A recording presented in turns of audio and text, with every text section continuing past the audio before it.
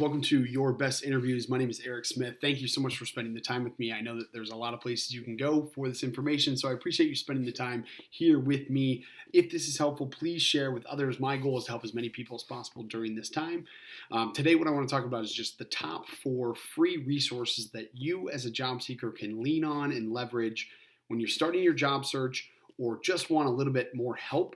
To make sure that you're putting your best foot forward and that you're getting every opportunity in front of you to get the job that you really want. So the first of these would just be databases. So if you do not have your resume in resume databases, ZipRecruiter, Indeed, Monster, LinkedIn, get your resume in these databases. It's the easiest way to get in front of employers or let employers know that you're looking without actually having to do a ton of work, right? A lot of these employers have recruiters or have systems set up to help identify and proactively seek out candidates that are qualified and looking within their market or within their segment, right? Qualification segment. And so make yourself available, make yourself really easy to be found by getting in these databases. It's completely free to you, but it's just, again, another way for employers to find you without you having to put a ton of time and effort into it. But don't solely lean on that, right? You still want to be applying, but absolutely get yourself out there. Make yourself easy to be found by these companies because there are people that are looking for your skill set right now, and you want to make sure that you're making yourself available and easy to be found. The second one will just be LinkedIn. So if you don't have a LinkedIn page, you need to get one. You just do. If you're a job seeker, if you're looking for jobs, you need to make sure you have a LinkedIn profile. It's become kind of the standard at this point, and if you don't have a LinkedIn profile, it could be seen as a red flag. Sometimes it's not, but the best rule of thumb, again, all my advice is just what's going to give you the best chances of getting the job that you want. The best rule of thumb here would be get a LinkedIn profile. Clean it up. Make sure it resembles your resume. Make sure your job titles match what your resume says. You don't have to have every single bullet point just like your resume, but you want to have a brief description of what you did in each role. Make sure you've got a LinkedIn profile. Make sure that it's polished.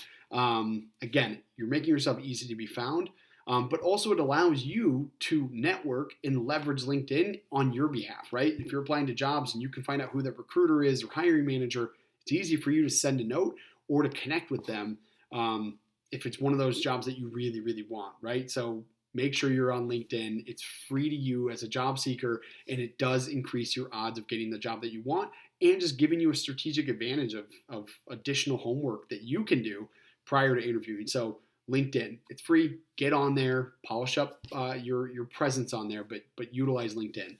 The next one would just be job alerts. So this is one that is a no-brainer. So again, if you're using job sites right now to apply to jobs, you typically have the ability as a job seeker when you're setting up your profile or submitting your resume in databases is to set job alerts. And so if you know there are particular markets that you're interested in or maybe a segment or a type of job, set job alerts and they'll email you when these opportunities open up within your market. So again, it's making it easier for you to find the jobs that are available.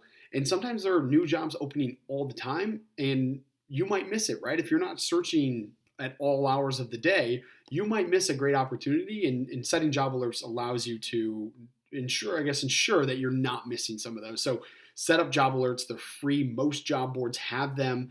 It's an easy way for you to identify jobs that you really want and that you're qualified for. And then the last one I would say is recruiter. It doesn't hurt to get a recruiter.